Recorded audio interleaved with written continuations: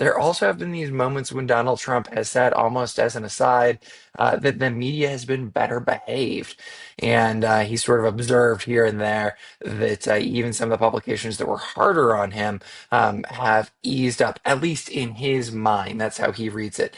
I think that that's changed a bit because of the Epstein saga. Now it's a news cycle that he very much does not like, that he wants to run away from, and frankly, that he can't.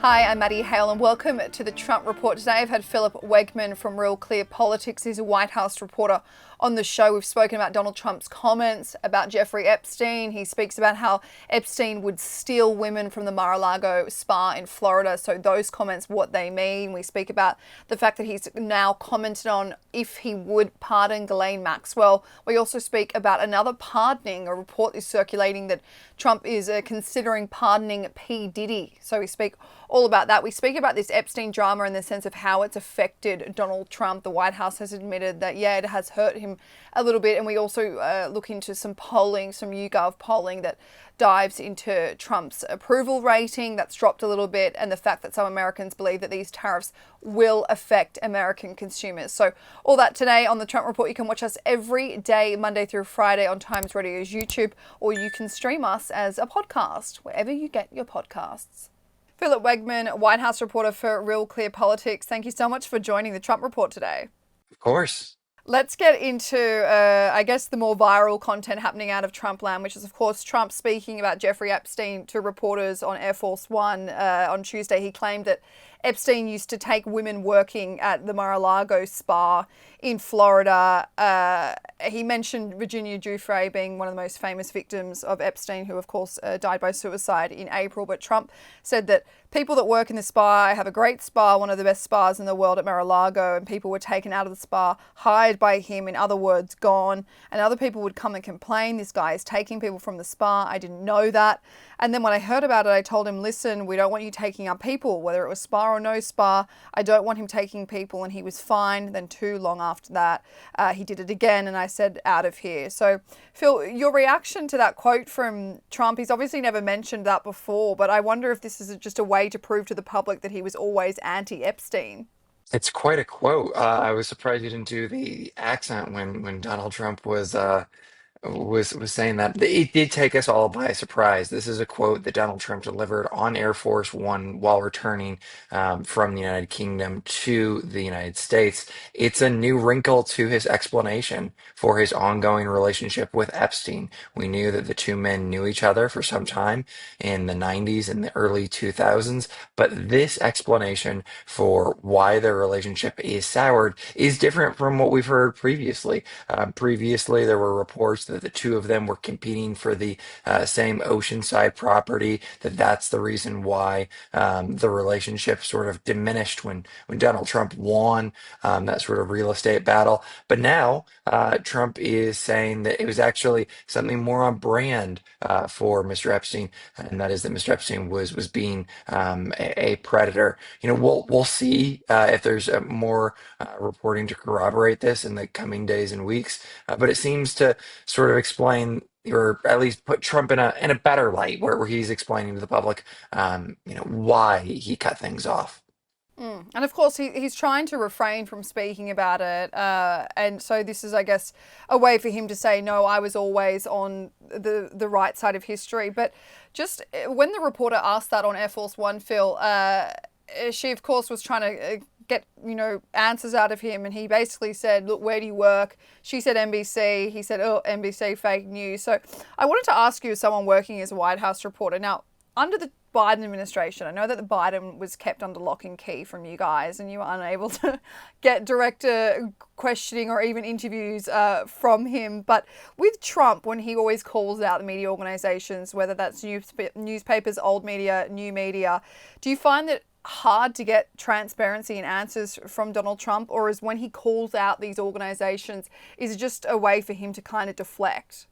It's difficult because yes, you have a lot more access with Donald Trump than you did with Joe Biden. And I think you hit the nail right on the head. We did not see the former president that often. If you were going to see Biden, he was more often than not going to be making prepared remarks. He wasn't going to be fielding questions randomly. Instead, his staff was going to be giving him a list of, maybe half a dozen reporters to call on. With Donald Trump, on the other hand, if there's ever a moment when reporters are around him, your odds of getting a question to the leader of the free world is 50-50. And what we saw with that exchange was sort of a small insight into his mind. Yes, he'll take your question, but if you're from an outlet that he doesn't like, he's going to put you through the ringer a bit. One thing that has gone unnoticed, though, is yes, while there have been some barbs for CNN, for NBC News, there also have been these moments when Donald Trump has said, almost as an aside, that the media has been better behaved. And he sort of observed here and there that even some of the publications that were harder on him have eased up, at least in his mind. That's how he reads it. I think that that's changed a bit because of the Epstein saga. Now it's a news cycle that he very much does not like, that he wants to run away from, and frankly, that he can't. Mm. And of course, we've seen the way that he reacted with the Wall Street Journal, and not only obviously suing Rupert Murdoch and News Corp, but then banning the Wall Street Journal from going with all the press corps to Scotland. So, I mean, that kind of repercussions for reporting on something he didn't agree with. But following on with the Epstein stuff, Phil, Trump, he kind of finally responded to rumours and speculation that he was potentially going to pardon Ghislaine Maxwell. He told reporters, well, I'm allowed to give her a pardon, but he hasn't thought about it. But if Trump does this, if he does pardon Ghislaine Maxwell, isn't he just indicating to the public that perhaps Ghislaine Maxwell did name him to the Deputy Attorney General when he spoke to her last week, or at least making him look like he's done something incriminatory? Right, that would be the implication. And what we've seen from Donald Trump that makes this Epstein business so unusual is that for the majority of his time in politics, Donald Trump has been going to the Republican base and saying there is a corrupt elite institution that makes up the establishment. I'm different. I'm going to help you tear it down. I'm going to be your insider who is going to fight for all of the outsiders. In this situation, it's a bit different. Donald Trump promised that he was going to be transparency on the campaign trail. He said that he would release the files, but now all of a sudden, he does a 180 and he says, "Oh, we're not going to release the list. There's nothing in there. No one's still talking about Jeffrey Epstein." And he's on the other side. He's no longer sort of the outsider, the anti-institutionalist. Instead, he seems to be one on one with the elite. That's the impression that I think some of these folks on the right get. And it's interesting. One of his biggest supporters, Charlie Kirk, said, Mr. President, we don't want the Jeffrey Epstein files because we think that we're gonna, hurt you. You think there's a stink bomb in there. We see it as the skeleton key to unmasking the deep state. That may or may not be true. We don't know. But if he was to go even farther and he was to offer this pardon to Maxwell, I think that that would blow this entirely out of proportion. It would be entirely different. Because again, it was his Department of Justice that finally decided to go speak with Maxwell down there after she's been in custody for, I think 4 or 5 years at this point.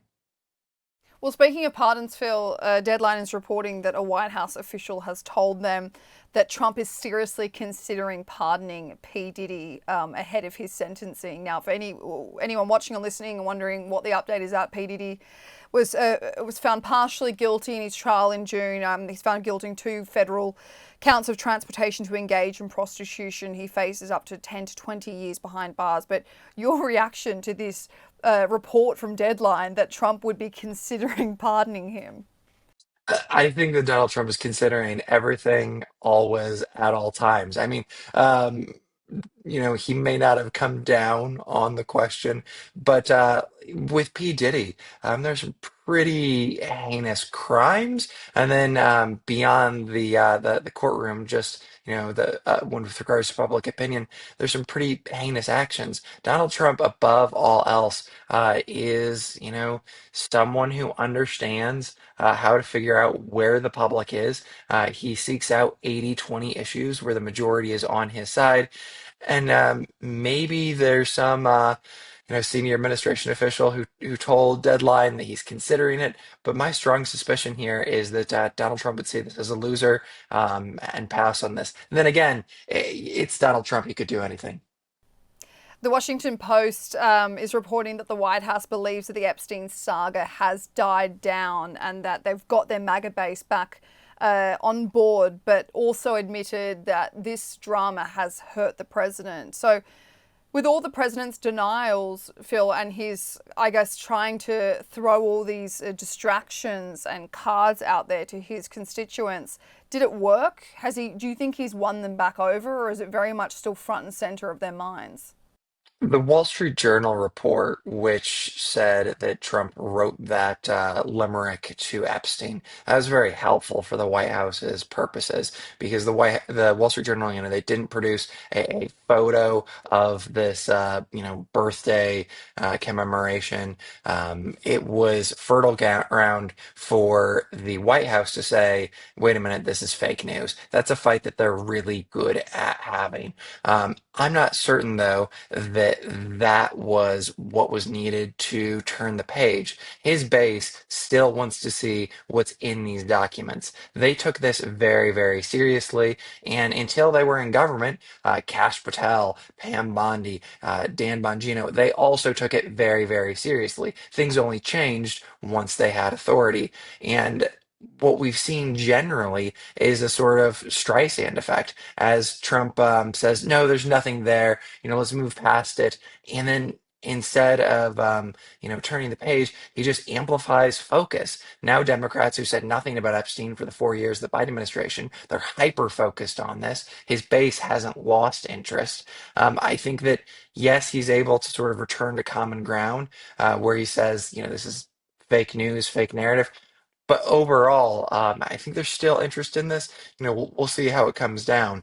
But this is one where it did seem that Donald Trump was out of step with his own base. I mean, we've seen some Republicans being on board with releasing these files, this Epstein Act, trying to release them within 30 days. But of course, then Mike Johnson got involved and basically sent everyone home for the summer break before they even had a chance to vote on that. But then, in conjunction with Democrats, this is a card the Democrats can use. Do you think they'll continue using it for as long as they can and really take a leaf out of the Republicans' book? Oh, absolutely. They're going to use this for maximum political effect. And it comes at a moment when Democrats are trying to figure out what their best argument is against not just Trumpism, but the Republican Party generally.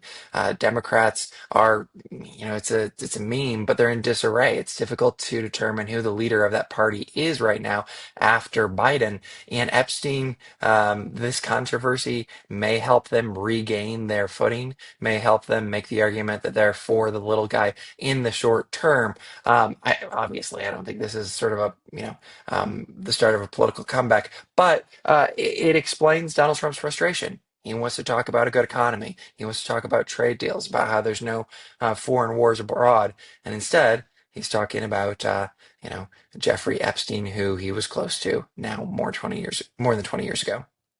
Well, moving on trade, Phil, we're entering August. There's still no trade deal made between the US and its three major partners, Mexico, Canada, and China. The deadline's up in mid-August. If there's no deals struck between these countries, they could risk between 15 to 20% tariffs. Trump even said that he threatened Mexico with potentially 30% tariffs. He said on Friday, we haven't had a lot of luck with Canada. I think Canada could be one where they'll just pay tariffs. It's not really a negotiation. So how bad do you think this will be with these three major trading partners if no deal is brought over the line? If no deal is brought across the line, it's incredibly difficult, especially as the United States wants to reshore a lot of manufacturing as they want to push back against China. One of the ways to do that, if you're not going to be able to return all of these factories to the United States, is to bring these supply lines closer to home by increasing our trade relationship with Canada and Mexico, which is already vast. Um, it's notable that these two, which are so close and just massive partners in terms of volume of trade, are coming at the tail end rather than right at the beginning. For goodness sake, there's preliminary trade deals in the works with China and India, but not Canada and Mexico. I mean, it really does show how absolutely different the playing field is with Donald Trump. One thing to keep in mind, though, is that this administration has made deals in the 11th hour. There was the deal with Japan, with the European Union. And in this administration's eyes, they see the United States as the lone superpower, the world's largest, consumer base. And they feel, look, the U.S. can throw its weight around and get a good deal. One thing that's notable is if you look at the EU and if you look at Japan, the U.S. still has tariffs on both, and yet both have been to keep those tariffs at around 15%. Have promised, hundreds of billions of dollars of new investment in the United States. We'll see if Canada and Mexico are as willing to make a deal like that, but it gives you a sense of where Trump's mind is right now. He wants something that's favorable to the United States and by a large margin. According to a recent YouGov poll, 54% of respondents believe that American consumers will be hurt the most by these tariffs, and a majority circling none of the above in terms of who will benefit from the tariffs placed in by the Trump administration.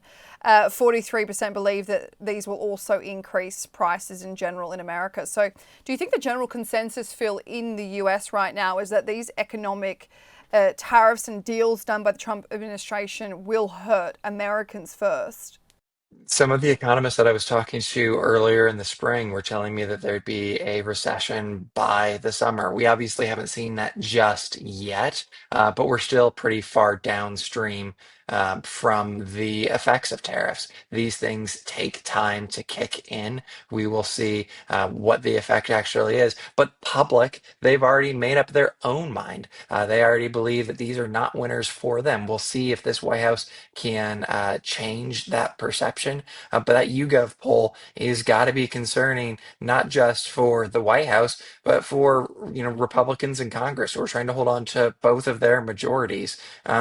They spent a lot of money in the one big beautiful bill, but it's going to take a while for all that spending to come into effect. And if the public thinks that this trade war isn't good for them, well, they'll vote and they'll signal to Republicans their dissatisfaction by throwing them, out of the majority in one or both of the chambers. The same poll, Phil, it had Trump's approval rating on 40%, down 9% from the start of the year in January. Not only that, but 55% disapprove. The drop in support is apparently attributed to Republicans who are not as in favor as Donald Trump's administration as they once were only 2 weeks ago, a 12-point drop in just 2 weeks. So can this be attributed to the Epstein saga? Because that, of course, has been the dominating storyline for the past 2 weeks. Maybe it can. I'm not certain what is causing every percentage drop, but it certainly has had an effect.